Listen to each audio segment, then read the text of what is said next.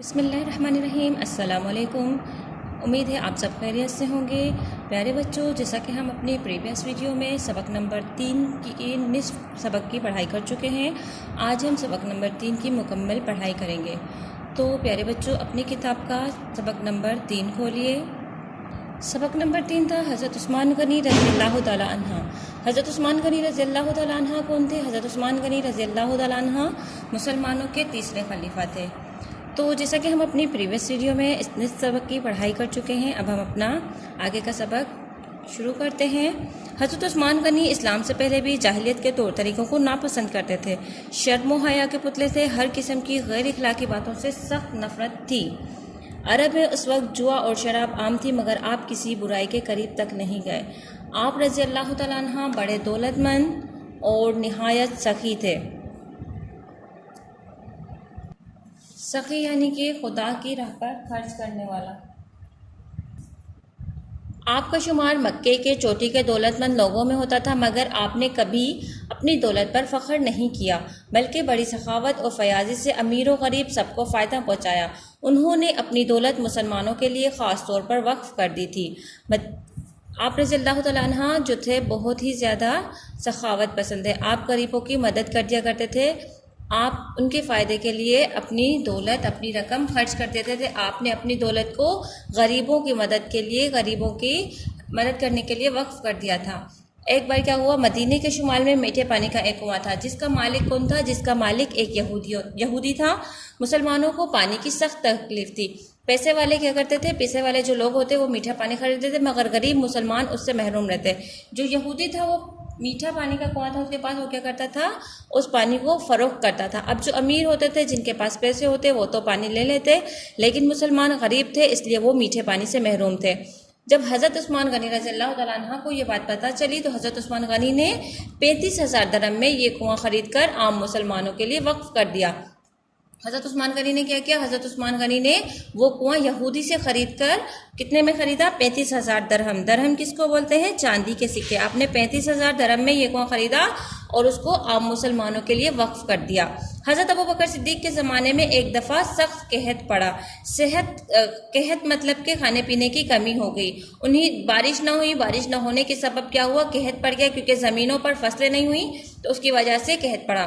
انہی دنوں حضرت عثمان غنی کا تجارتی قافلہ گیہوں سے لدے ہوئے، گیہوں کس سے کہتے ہیں؟ گندم یعنی اناج سے لدے ہوئے 1000 اونٹ لے کر مدینے آیا۔ مدینے کے تاجروں نے بڑے نفع پر گیہوں خریدنا چاہا، مگر حضرت عثمان نے تمام گیہوں لوگوں میں مفت تقسیم کر دیا۔ اب کیا تھا، ایک بار مدینے میں جب سخت قہر پڑا تو آپ سے حضرت عثمان غنی کا جو قافلہ تھا وہ 1000 اونٹ لے کر مدینے پہنچا۔ جب ان کا قافلہ 1000 اونٹ لے کر مدینے پہنچا تو جو مدینے کے تاجر تھے انہوں نے آپ رضی اللہ تعالیٰ عنہ کو بڑی رقم دے کر وہ گیہوں خریدنا چاہا، لیکن حضرت عثمان غنی نے کیا کیا؟ حضرت عثمان غنی نے وہ گندم، وہ گیہوں ان تاجروں کو نہیں دیا، بلکہ اسے کیا کیا؟ اسے آپ رضی اللہ تعالیٰ عنہ نے عام لوگوں میں مفت تقسیم کر دیا بنا پیسے کے۔ اوکے، حضرت عثمان غنی نے جہاد کے موقع پر بھی مسلمانوں کی ہر طرح مدد کرتے۔ ایک مرتبہ تو پورے لشکر کے لیے ضرورت کی ہر چیز مہیا کی۔ اپنے خلافت کے زمانے میں ہر سال حج کو جاتے تو مینا کے مقام پر جب تک تمام حاجیوں کو کھانا نہ کھلا لیتے لوٹ کر اپنے خیمے میں نہ جاتے۔ جب آپ رضی اللہ تعالیٰ عنہ یعنی حضرت عثمان غنی رضی اللہ تعالیٰ عنہ کا دور خلافت یعنی کہ ان کی حکومت تھی تو آپ رضی اللہ تعالیٰ عنہ کیا کرتے؟ آپ رضی اللہ تعالیٰ عنہ ہر سال حج کو جاتے۔ اب حج میں جو مینا کا مقام ہے وہاں پر کیا کرتے؟ آپ اپنے خرچ پر تمام حاجیوں کو کھانا نہ کھلاتے۔ جب تک آپ تمام حاجیوں کو کھانا نہ کھلا لیتے اپنے خیمے میں نہیں جاتے تھے۔ اور یہ سارا خرچ آپ کیسے کرتے تھے؟ یہ سارا خرچ آپ اپنی جیب سے کرتے تھے، کسی سے کوئی روپیہ کوئی پیسہ نہیں لیتے تھے۔ اس قدر دولت مند ہونے کے باوجود حضرت عثمان غنی کے مزاج میں بڑی سادگی تھی۔ اگر مہمان آ جاتا تو کوشش کر کے عمدہ سے عمدہ، یعنی کہ آپ رضی اللہ تعالیٰ عنہ کیا کرتے؟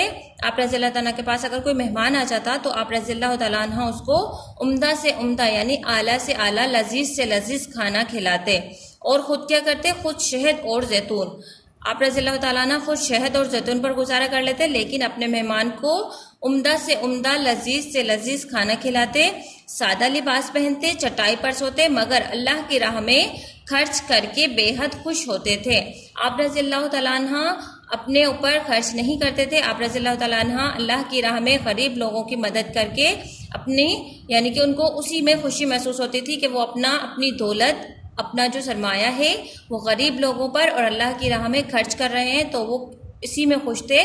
وہ سادہ لباس پہنتے، سادہ کھانا کھاتے اور چٹائی پر سوتے، لیکن اسی میں وہ کیا رہتے تھے، اسی میں وہ خوش رہتے تھے. تو پیارے بچوں، ہمارا سبق مکمل ہوا.